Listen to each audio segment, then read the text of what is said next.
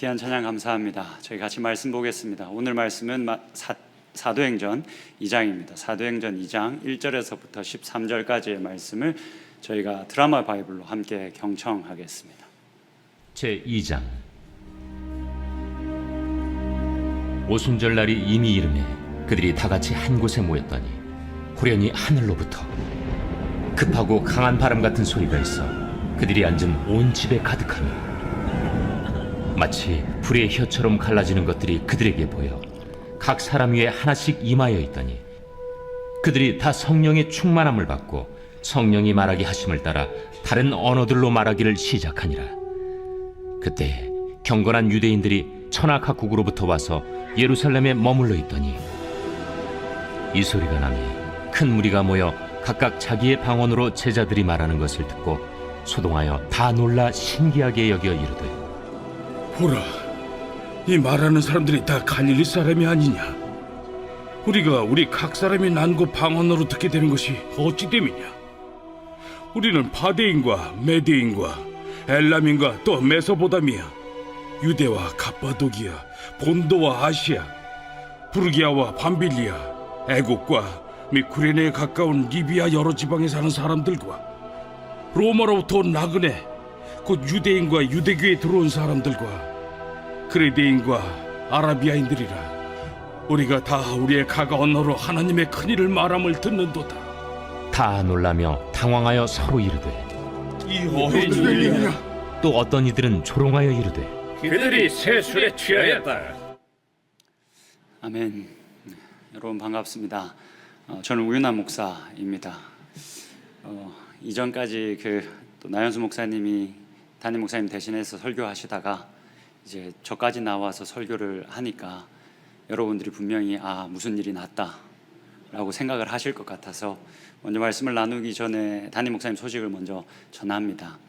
담임 목사님이 지난주 화요일 날 입원하셨습니다.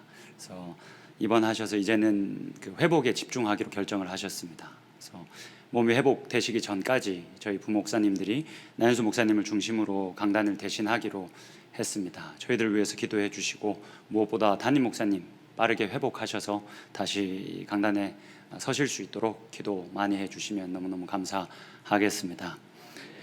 저희 오늘 사도행전 말씀을 같이 나눕니다. 여러분들에게 너무 익숙한 말씀인 줄로 압니다. 오순절날 성령이 강림한 사건입니다. 여러분, 이 사건은 단회적인 사건입니다.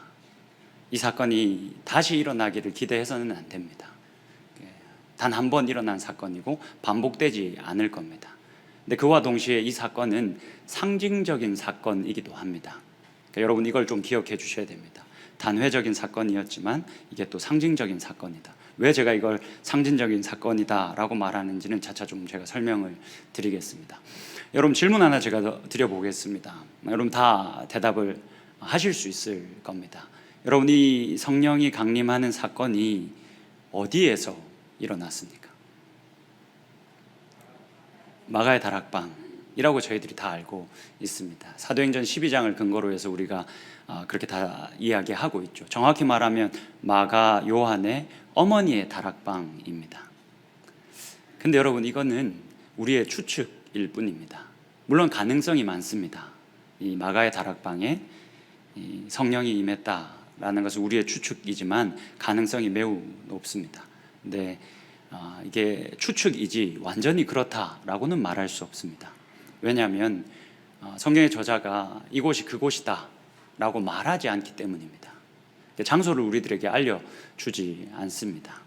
그러니까 이 사건을 해석할 때 사실 그 장소가 어디인지, 정말 마가의 다락방이었는지 아니면 예루살렘 성전이었는지 혹은 성전의 어느 주변의 어떤 곳이었는지 그것을 말해주지 않습니다.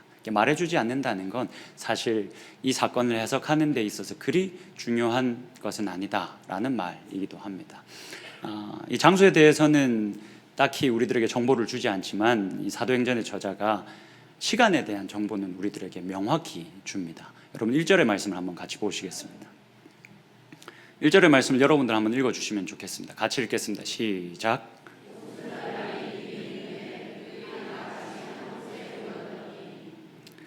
여러분 장소는 밝히지 않습니다. 그저 이 12사도를 중심으로 한 120명의 예수를 따르는 자들, 그리스도인들이 한 곳에 모여 있었다. 그러니까 한 곳에 모여 있을 때 오순절 날에 성령이 그들에게 임했다라고 말합니다. 예수님이 승천하시기 전에 제자들을 만나서 부탁하셨습니다. 예루살렘을 떠나지 마라. 예루살렘을 떠나지 않고 거기서 기다리면 아버지께서 약속하신 성령을 너희들에게 부어 주실 것이다. 그러니 그 예루살렘을 떠나지 말라라고 하셨습니다. 그래서 이 제자들이 그 예루살렘을 떠나지 않습니다. 그렇게 예수님이 승천하시고 10일이 지난 후에 오순절이었습니다. 그때 예수님이 약속하신 대로 제자들에게 성령이 임했습니다. 이것을 성경 저자가 지금 강조하고 있는 겁니다. 여러분, 오순절이라는 날은 어떤 날입니까? 구약 히브리 성경을 보면 맥추절이라고 하기도 하고 초실절이라고 하기도 합니다. 일부는 굉장히 분위기가 좋았는데 시작한 지 얼마 안 됐는데 벌써 뭔가 맥추절이라고 하기도 하고 초실절이라고 하기도 합니다. 그러니까 이 볼이 추수하는 그 수확기에 있었던 절기입니다. 그래서 하나님께 처음 얻은 수확을 감사하며 드리는 일종의 이스라엘 백성들의 농경 축제였다라고 보시면 됩니다. 근데 이게 여러분 이스라엘 백성들이 포로기를 지나면서 맥추절 혹은 초실절 대신에 오순절의 의미를 담아서 이 절기를 지키기 시작합니다. 오순절 하면 여러분 이 오순이라는 말의 뜻이 무엇입니까? 50일째 되는 날입니다. 일부에서는 이게 대답이 나왔습니다, 여러분. 참고해 주십시오. 대답이 나왔습니다. 50일째 되는 날입니다. 그래서 펜타코스테라고 헬라어로 하는데 50일째 되는 날입니다. 무슨 50일째 되는 날을 기념했을까요? 이스라엘 백성들이 애굽에서 나올 때 그날이 6월절이었습니다. 6월절을 지나서 50일이 지나면 이들이 시내산에 도착합니다. 시내산에서 어떤 일이 있었습니까? 하나님이 이스라엘 백성들과 언약을 맺으셨습니다. 나는 너희의 하나님이 되고 너희는 내 백성이 될 것이다 라는 이 언약을 맺었습니다. 그래서 포로기 이후로는 이 오순절을 기념하면서 우리가 하나님의 백성이다, 하나님은 우리의 하나님이 되신다 라는 그 시내산 언약을 기억하고 기념하는 절기가 오순절이었습니다. 근데 이 오순절 날 성령이 임한 겁니다. 그러면 우리보다 구약 히브리 성경에 능통했을 1차 독자들은 지금 이 저자가 우리가 이 성령이 강림한 이 사건을 읽을 때 시내산 언약을 배경으로 읽으라고 의도적으로 이 시간에 대한 정보를 주고 있구나라는 것을 눈치챌 수 있었을 겁니다. 그래서 우리도 잠깐 이 시내산 언약을 배경으로 해서 이 내용을 좀 살펴볼 수 있어야 합니다. 2절과 3절을 보면 그 오순절날 그들이 모인 그곳에서 어떤 일이, 어떤 현상이 일어났는지에 대해서 이야기하고 있습니다. 2절의 말씀을 한번 같이 보시겠습니다. 여러분들이 한번 읽어주십시오. 같이 읽겠습니다. 시작.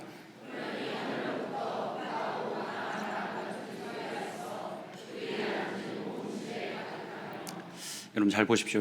그들이 모여 있는데 그곳에 급하고 강한 바람이 아니라 바람 같은 것이 온 집에 가득했다라고 이야기합니다. 여러분 여기서 바람이라는 단어는 숨을 내쉬다라는 동사에서 파생된 단어입니다. 그렇기 때문에 바람으로도 번역이 가능하지만 숨이라고 번역도 가능합니다. 여기서 번역되어진 이 바람이라는 단어가 여러분 창세기 2장에 가면 동일하게 사용되어지는 부분이 있습니다. 그것이 어디겠습니까? 그래도 대답하려고 노력해 주셔서 감사합니다. 하나님이 흙으로 사람을 지으시고 그 코에 생기를 불어 넣으시니 그 사람이 생명이 된지라 라고 했을 때 생기가 여기서 말하고 있는 바람, 숨입니다. 그러니까 여러분 상상 한번 해보십시오. 이 사람들이 성령 내려주실 것을 기대하면서 기도하고 있었습니다. 근데 하나님이 숨을 하고 그 공간에 가득 채워 풀어 넣으신 겁니다. 상상만 해도 뭔가 좀 이렇게 압도적이지 않습니까? 3절을 한번 보시겠습니다. 두 번째입니다. 제가 읽겠습니다. 마치 불의 혀처럼 갈라지는 것들이 그들에게 보여 각 사람 위에 하나씩 임하여 있더니. 여러분, 여기서도 같습니다. 불의 혀처럼 갈라지는 것이, 이 불과 같은 어떤 것이 그곳에 모여 있는 모든 사람에게 임했다라고 말합니다. 여러분, 불이 무엇을 상징합니까? 출애굽기 3장에 가면 하나님이 떨기나무 아래로 모세를 부릅니다. 근데 그 떨기나무가 불이 붙었는데 이게 타질 않습니다. 거기서 음성이 나오죠. 하나님의 음성이 나옵니다. 모세야, 모세야, 이리 가까이 와라 라고 하시면서 모세를 부르시죠. 여러분, 불이 무엇을 상징합니까? 하나님의 임재를 상징합니다. 또 불이 상징하는 것이 하나가 더 있죠. 저희 아내가 설교할 때 노래만은 하지 말라고 했는데 설교를 위해서 할 수밖에 없습니다. 여러분, 이사야가 소명을 받던 장면입니다. 비웃으시면 안 됩니다. 재단 숯불 내 입술에 대니 어찌 주저할까. 주여 나를 보내주소서.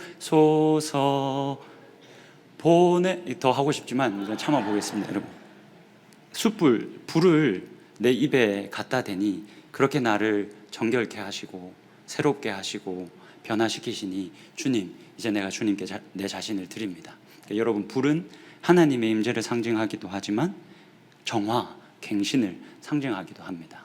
여러분, 이 2절과 3절의 이야기를 저희가 시내산 언약을 배경으로 해서 한번 다시 정리를 한번 해보죠. 여러분, 하나님께서 자신의 숨을, 성령을 불어서 그 공간에 가득 채워 넣으셨습니다. 그래서 성령 하나님이 강하게 완전히 그 장소에 임하셨습니다. 모든 사람에게 임하셨습니다. 그렇게 임한 그 성령 하나님께서 한 사람 한 사람을 정화시키셨습니다. 그렇게 한 사람 한 사람을 완전히 새롭게 갱신시키셨습니다. 여러분, 이걸 시내산 언약의 배경으로 읽어보면 지금 하나님께서 뭐 하고 계시는 겁니까? 새롭게 언약을 다시 맺고 있는 겁니다. 실패한 이스라엘 백성들을 지나서 지금 자신을 따르고 있는 사도들과 그리스도인들을 앞에서 다시 언약을 맺고 있는 겁니다. 내가 너희의 하나님이 되고 너희는 내 백성이 될 것이다 라는 언약을 새롭게 맺고 있는 겁니다. 그러면서 이들을 완전히 새롭게 갱신하시고 정화시키셨습니다. 그렇게 여러분, 교회가 태동했습니다. 여러분, 하나님께서 우리들에게 성령을 주셔서 이 교회가 태동하게 하셨습니다. 그래서 여러분, 이 성령 강림 사건은 단회적인 사건이 맞습니다. 그러나 단회적인 사건인과 동시에 상징적인 사건이기도 합니다.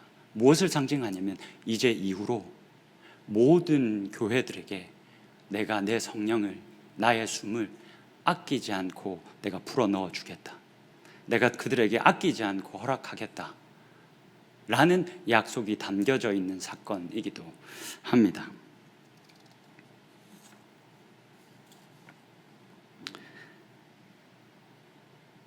그래서 여러분, 제가 질문을 하나 드리겠습니다. 성령을 받으셨습니까? 여러분, 정말 성령을 받으셨습니까? 성령이 여러분들 가운데 내주하십니까? 여러분, 우리는 이 질문에 확신을 가지고 아멘 할 수 있어야 합니다. 왜냐하면 예수님이 누가복음에서 이렇게 약속하셨습니다. 악한 자들일지라도 자기 자식에게 좋은 것을 줄 알거든 하물며 하늘 아버지께서 구하는 자들에게, 일부에는 성가대가 탁 이렇게 하니까 바로 나오죠. 감사합니다. 성령을 주시지 않겠느냐라고 말씀하셨습니다. 누가복음을 쓰고 사도행전을 쓴 이 누가는 사도행전에 가서 예수님의 이 약속이, 예수님의 이 말씀이 정확히 성취되었다라는 기록을 우리들에게 계속 던집니다. 베드로가 이방인, 그 당시에 유대인들은 이방인이 부정하다라고 생각했습니다. 그 베드로가 고넬료의 집, 이방인의 집에 갑니다. 그들에게 설교합니다. 어떤 일이 벌어집니까? 그 공간에 성령으로 가득 차는 일이 일어납니다. 그 이후에 바울이 이방 땅을, 그 부정한 땅을 계속 밟고 다닙니다. 근데 밟는 곳곳마다 성령으로 가득 채워집니다. 이게 무엇을 말합니까? 하나님께서 이후로 교회된 모든 자들에게 아무 차등 없이 유대인이든지 이방인이든지 남자든지 여자든지 종이든지 상전이든지 아무 상관없이 구하는 자들에게, 그리고 믿는 자들에게 내가 내 영을 아낌없이 부어주겠다라는 약속이 계속 이루어지고 있다라는 걸 저자가 이야기합니다. 그래서 우리가 사도행전을 때로는 성령의 행전이다라고 부르는 겁니다. 네, 여러분, 제 고민은 이거였습니다. 제가 이 말씀을 준비하면서 제가 가졌던 고민은 이겁니다. 저는 여러분들이 의심하실 수도 있지만 제 안에 성령으로 충만하다라는 것을 확신합니다. 감사합니다. 일부는 아멘 해주지 않으셨습니다. 진짜 감사합니다. 제 고민은 이거였습니다. 여러분, 사도행전 1장 8절에 이렇게 기록됩니다. 사실 사도행전에서 사도행전 1장 8절이 너무 중요한 말씀이거든요. 오직 성령이 너희에게 임하시면 너희가 권능을 받고 예루살렘과 온 유대와 사마리아와 땅끝까지 이르러 내 증인이 되리라. 여러분, 제 고민이 이거였습니다. 나는 성령을 확실히 받았는데 내 권능은, 내 능력은 어디에 있는가? 아니, 성령이 임하면 반드시 권능을 받는다는데 내 능력과 내 권능은 어디에 있는가? 여러분, 제가 이렇게 앞에 서 있는데 제 권능과 능력이 좀 보이십니까? 제가 오늘 사실 웬만한 설교, 제가 왜 평소에 설교하는 것보다 더 힘을 내서 조금 설교를 하고 노력하고 있습니다. 어제 담임 목사님이 전화하셨습니다. 이런저런 설교에 대한 코멘트를 해주시고 말씀하셨습니다. 제발 밥 굶은 사람처럼 힘없이 좀 설교하지 마. 힘있게.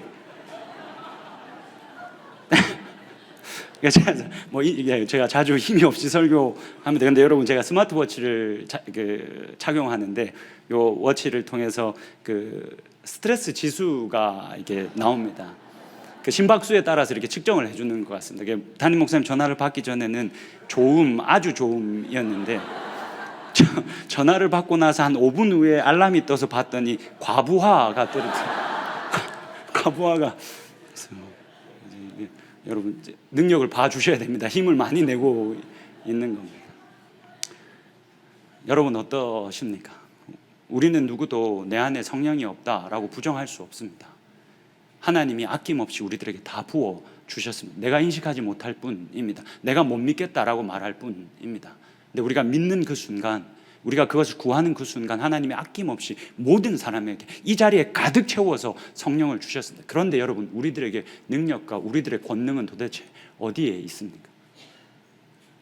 이게 도대체 무엇이 잘못되었길래 성령이 임하면 성경은 반드시 권능이 주어진다라고 말하는데 왜 나의 삶에는 이게 연결되지 않느냐는 게 제가 가진 문제였습니다. 다행히도 그 답을 성령과 이 권능을 연결해주는 이 연결고리를 제가 본문 속에서 찾을 수 있었습니다. 만약 여러분들이 내가 성령을 받았는데 나의 삶에도 우윤아 목사의 삶과 같이 능력과 권능이 나타나지 않는다, 왜 나타나지 않는가라는 의문이 드시면 이어지는 이 이야기들을 우리가 조금 더 같이 집중해서 살펴볼 수 있으면 좋겠습니다.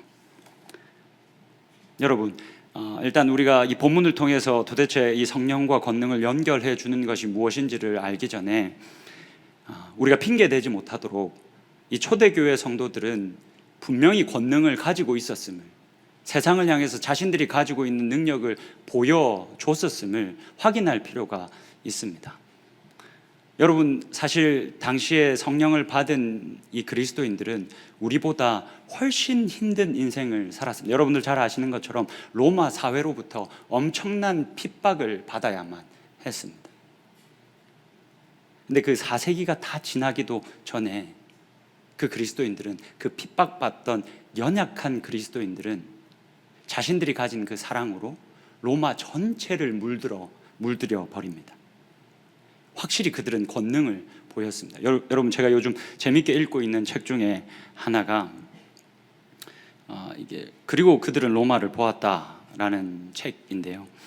이 책이 어떤 책이냐면 당시 1세기와 2세기와 3세기, 4세기 성령을 받아서 초대교회가 막 이렇게 흥왕해 갈 때의 그 시간들을 추적하는 책인데, 이 책이 어떻게 그때를 추적하냐면 당시에 이제 로마의 관료 플리니우스, 그리고 로마의 지식인 켈소스, 그리고 로마의 과학자였던 갈레노스, 이런 사람들이 역사적인 사료를 남겼습니다. 그들이 쓴 글 혹은 그들이 전한 서한들이 지금까지도 남아 있습니다. 근데 그 사료들을 다 찾아보면 간혹 기독교에 대해서 언급합니다. 그래서 그 자료들을 다 모아서 그 당시에 로마인들은 그리스도인들을 어떻게 바라보고 있었을까를 말해주는 책입니다. 그 책에서 제가 일부를 좀 가져왔습니다. 여러분 이 이야기를 한번 잘 들어보십시오. 사람들이 종교를 국가 정체성의 숨결을 불어넣는 과거의 살아있는 유산으로 보았다면 그리스도교를 박해한 이유도 분명해진다. 그들이 경건을 이해했던 방식은 팔레스타인을 말하는 겁니다. 팔레스타인에서 막 일어난 새 종교와 충돌할 수밖에 없었다. 여러분 이게 잘 이해가 안 되실 텐데 제가 잠깐 설명을 드리겠습니다. 당시에 이 사람들이 종교라고 하면 가지고 있던 일반적인 인식이 하나 있었습니다. 그 중에 하나가 뭐였냐면, 종교는 사회 질서를 견고히 하는데 도움을 줘야 한다. 올바른 종교는 우리가 가지고 있는 이 사회의 질서를 견고히 하는데 이바지할 수 있어야 한다. 그게 올바른 종교다라는 인식을 가지고 있었습니다. 그리고 또 하나가, 저희는 지금 이렇게 새로운 지식이 좋은 거다, 참신한 거다라고 생각하지 않습니까? 근데 그때는 오래된 가르침이 참된 가르침이다 라는 개념이 있었습니다. 그래서 오래된 종교는 좋은 종교이고 새로운 종교는 좋지 않은 종교다라는 인식이 기본적으로 이들에게 있었습니다. 그러니까 로마 사람들이 이런 인식에서 기독교를 바라볼 때 그리스도인들은 사회의 악 같은 존재들인 겁니다. 여러분 그 당시에 대부분 나라에서 왕이나 황제를 이 종교가 이 사회의 질서에 이바지하기 위해서 왕이나 황제를 뭐라고 불렀습니까? 신의 아들들이라고 불렀습니다. 그런데 기독교는 거기에 반대했습니다. 진짜 황제는 하나님 한 분밖에 없다라고 주장했습니다. 그러니까 사회의 질서를 어지럽히는 자들인 거죠. 그리고 기독교는 어떤 종교였습니까? 그 당시에 오래된 종교로 인식되어졌던 유대교에서 나온 신흥 종교였습니다. 오래된 가르침을 버리고 나온 종교, 새로운 가르침을 전하고 있는 종교였습니다. 그러니 로마 사람들이 기독교인들을 볼 때 이 사람들은 미신에 빠져서 잘못된 신을 섬기는 광신도들로밖에 보이지 않는 겁니다. 제가 끝까지 좀 읽어드리겠습니다. 그리스도인들은 자신들만 옳다고 여기며 공동체, 이 사회를 배척했고 새로운 사상과 관행을 만들어내는 것도 모자라 그것만이 옳다고 완고하게 주장하는 광신자들이었다. 그러니 여러분, 로마가 이 기독교를, 그리스도인들을 박해할 이유가 충분하지 않았겠습니까? 주후 200년, 300년에는 이 기독교를 어마어마하게 박해했습니다. 그래서 늘 기독교 그리스도인들은 약자의 편에 서 있었습니다. 그런데 여러분, 도대체 이 사람들은 어떤 능력을 가지고 있었을까요? 이들이 가지고 있던 권능은 도대체 무엇이었을까요? 우리가 잘 아는 것처럼 이들은 로마를 향해서 무력을 사용하지 않았습니다. 이 사람들이 우리를 박해하니까 우리 들고 일어나자. 칼과 총, 권력, 힘 아무것도 사용하지 않았습니다. 때리면 맞고 죽이면 죽고 그게 다였습니다. 근데 이들은 도대체 어떤 능력을 가지고 있었기에 로마를 뒤집어 놓을 수 있었을까요? 다시 저의 질문으로 돌아가서 우리는 왜 성령을 받았지만 왜 우리들에게는 권능이 보이지 않는 걸까요? 도대체 무엇이 빠져 있기에 성령을 받은 우리들에게 초대교회 성도들이 가지고 있던 그 권능이 나타나지 않는 걸까요? 그 질문을 가지고 본문의 이야기로 더 좀 들어가 보겠습니다. 다시 본문으로 돌아가서 여러분, 성령이, 하나님의 숨이 그 공간에 가득 찼습니다. 그래서 이들이 성령을 받았더니 특별한 일이 일어났습니다. 여러분, 어떤 일이 일어났습니까? 방언을 하기 시작했습니다. 근데 특별한 방언이죠. 지금 우리가 생각하고 지금 우리가 자주 하는 그런 방언이 아닙니다. 각 나라의 언어로 말하기 시작했습니다.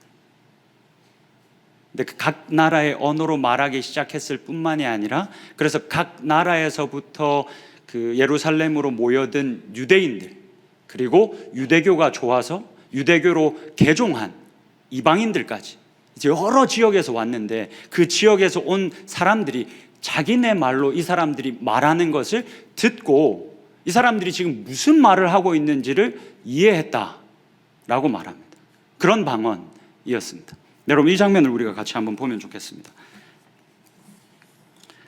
9절에서부터 11절까지입니다. 여러분, 9절과 10절은 여러분들이 좀 읽어주시고 제가 11절을 읽겠습니다. 9절 읽겠습니다. 시작.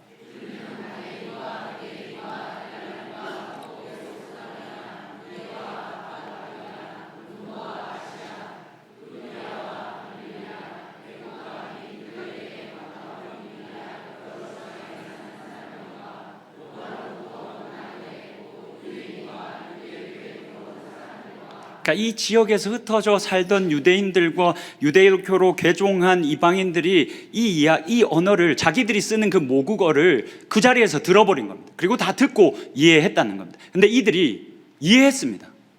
근데 무슨 말을 했는지 한번 잘 보십시오.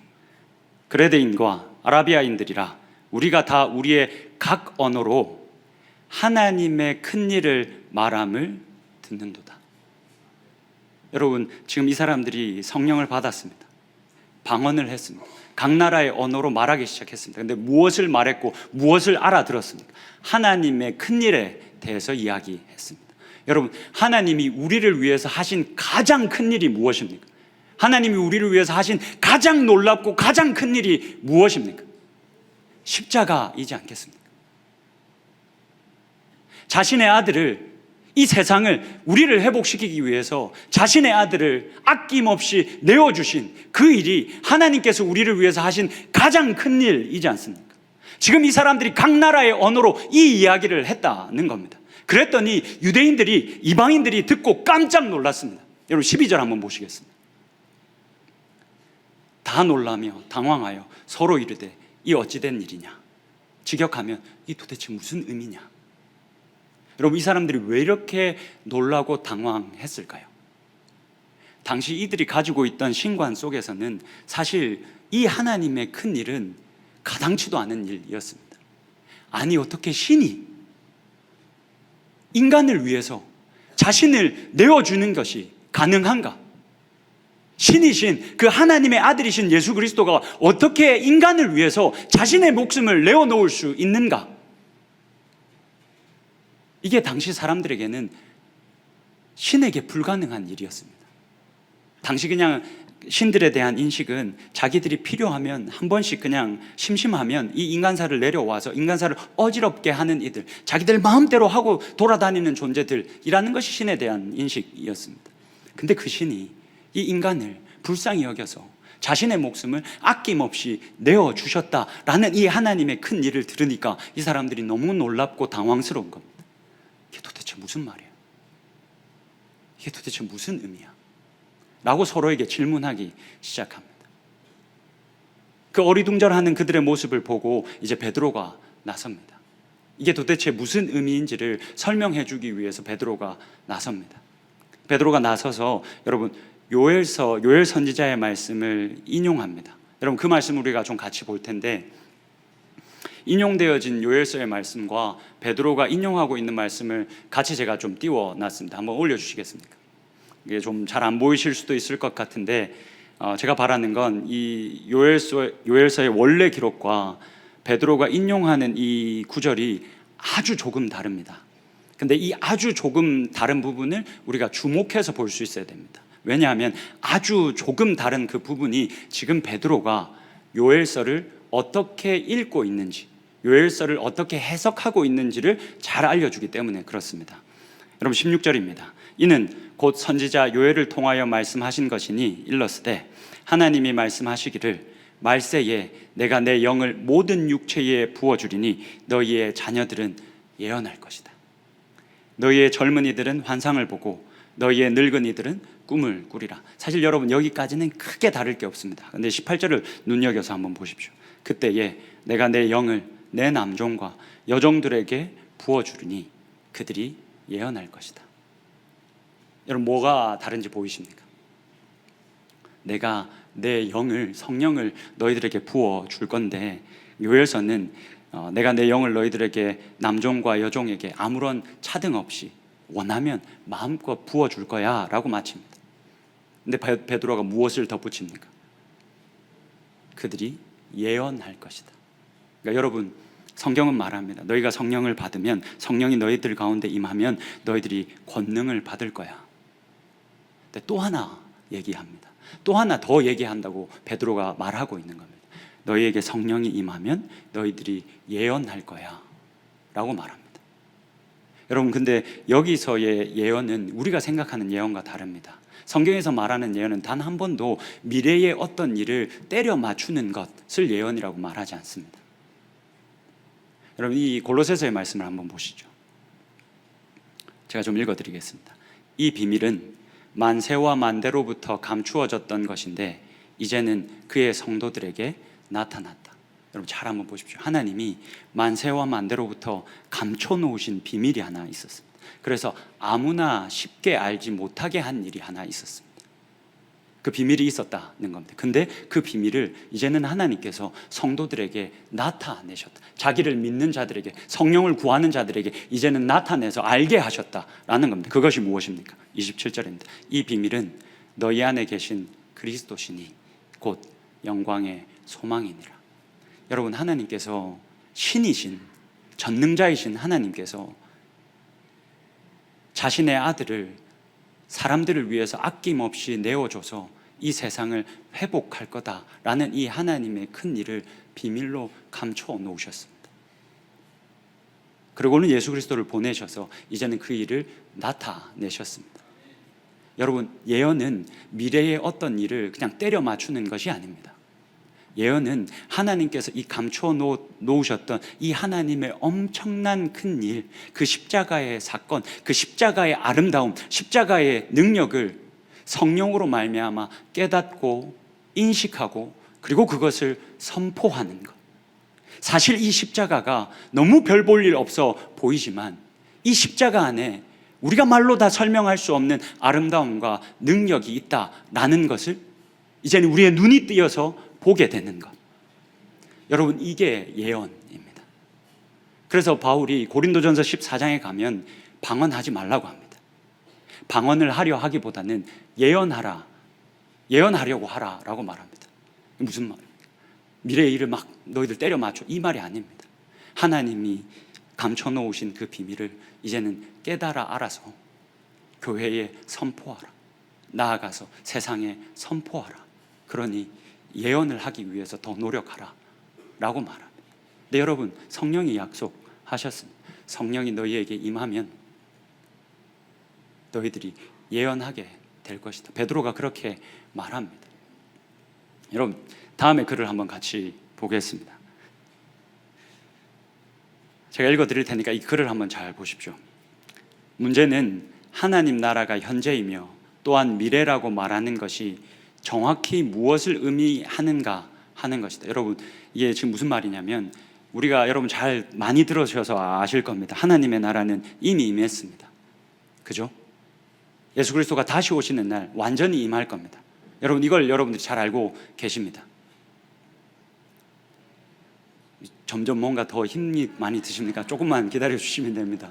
이 하나님의 나라가 이미 임했고 아직 완전히 임한 건 아니지 않습니까? 근데 이 말을 우리가 어떻게 제대로 이해하느냐가 우리 신앙생활에 굉장히 중요하다라는 말을 하는 겁니다. 근데 이 레슬리 뉴비긴이라는 사람은 인도의 신학자이자 영국의 신학자이자 인도에서 오랫동안 선교 활동을 하신 분인데 이분이 이렇게 대답합니다. 하나님 나라가 현재에는 숨겨져 있지만 미래에는 분명히 드러난다는 것이다. 이것은 불완전한 것과 완전한 것 사이의 차이가 아니다. 하나님 나라가 이미 임했는데 예수 그리스도가 다시 오시는 날 완전해질 거다라는 말은 지금 이미 임한 이 하나님의 나라가 완전하지 않다라는 말이 아니라는 겁니다. 예수가 다시 오시는 날 그때가 완전하고 지금은 완전한 게 아니다라는 말이 아니라는 겁니다. 그러면 도대체 무슨 차이냐? 숨겨진 것과 분명히 드러난 것 사이의 차이다. 여러분 좀 이해가 되십니까? 이해가 안 되시면 진짜 큰일 나는데. 조금만 더 보십시오. 현재에는 그것이 숨겨지고 가려져 있다. 하나님 나라가 여기에 부분적으로 존재하면서 더 온전한 도래를 기다리고 있다는 문제가 아니다.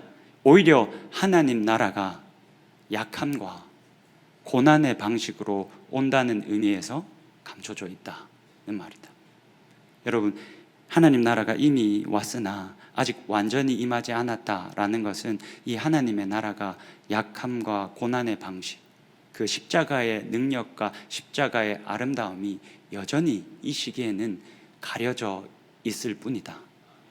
그래서 이 가려져 있는 이 비밀을 교회들로 통해서 하나님께서 선포하게 하시려고 교회들마다 믿는 모든 자들에게 성령을 주셨고 그렇게 성령을 받은 자들이 예언하게 하셨다라는 말을 하고 있는 겁니다. 여러분, 말씀을 마무리하겠습니다. 초대교회 성도들은 그렇게 심각한 핍박 속에서도 그들이 어떻게 자신들이 가지고 있는 이 권능, 성령을 받았기 때문에 자연스럽게 하나님으로부터 받은 권능을 행사하며 살 수 있었을까요? 아마도 이들이 예언을 정말 잘했기 때문일 겁니다. 그 십자가의 능력과 십자가의 그 아름다움을 성령으로 말미암아 이들이 진짜 잘 이해했기 때문에 그 삶을 실제적으로 살아갔기 때문에 그들의 권능이 나타났을 겁니다. 여러분, 그 기독교의 발흥이라는 책이 있습니다. 이게 제가 되게 좋아하는 책 중에 하나인데 로드니 스타크라는 미국의 사회학자가 쓴 책입니다. 근데 여러분, 이 사람이 비그리스도인입니다. 교회를 다니는 사람이 아닙니다. 근데 1세기에서부터 4세기까지 이 촌뜨기들이 모인 이 기독교, 그리스도교가 도대체 어떤 일이 있었기에 로마를 지배할 수 있었는가? 어떻게 그 로마 사회에서 이 기독교가 승리할 수 있었는가를 사회학적으로 접근해서 밝혀낸 책입니다. 여러 가지 요인들을 꼽는데 그 중에서 두 가지만 제가 여러분 말씀드리겠습니다. 첫 번째는 전염병 때문이다라고 말합니다. 당신은 이 위생에 대한 개념이 우리보다 훨씬 떨어졌기 때문에 전염병이 한번 돌면 우리가 잘 아는 것처럼 사람들이 거반 다 죽어 나갔습니다. 여러분, 그때 그리스도인들이 어떻게 했는지 아십니까? 모든 사람들이 그때는 할 수 있는 게 없으니까 문 걸어 잠그는 것밖에 이 사람들이 할 수 없었습니다. 근데 그리스도인들이 어떻게 했는 줄 아십니까? 그 문을 다 열었습니다. 문을 다 열고 자신들이 할 수 있는 한 아파 죽어가는 사람들에게 물을 주고 아파 죽어가는 자들에게 잘 수 있게 해 줬습니다. 그래서 대유행 이 전염병이 지날 때마다 엄청나게 많은 수의 사람들이 기독교로, 그리스도교로 귀의했습니다. 개종했습니다. 두 번째입니다. 유아 살해입니다. 여러분, 당시에는 유아 살해가 합법이었습니다. 내 마음에 들지 않는 결함이 있는 자식은 갖다 내버려도 아무 문제가 되지 않았습니다. 근데 그리스도인들이 그렇게 하지 않았습니다. 내 자식이 내 마음에 아무리 안 들어도, 내 성에 아무리 안 차도 그 모든 자녀들을 끌어안았습니다. 여러분, 이 사람들이 왜 이렇게 했겠습니까? 올바르게 예언할 수 있었기 때문입니다. 예수 그리스도가 우리를 위해서 자신을 아끼지 않으시고, 전능자이신 그 신이신 그분이 우리를 위해서 자신을 아끼지 않으시고 자신을 내어주셨다. 우리가 그 십자가 위에 있다라는 사실을 너무나도 정확히 알고 있었기 때문입니다.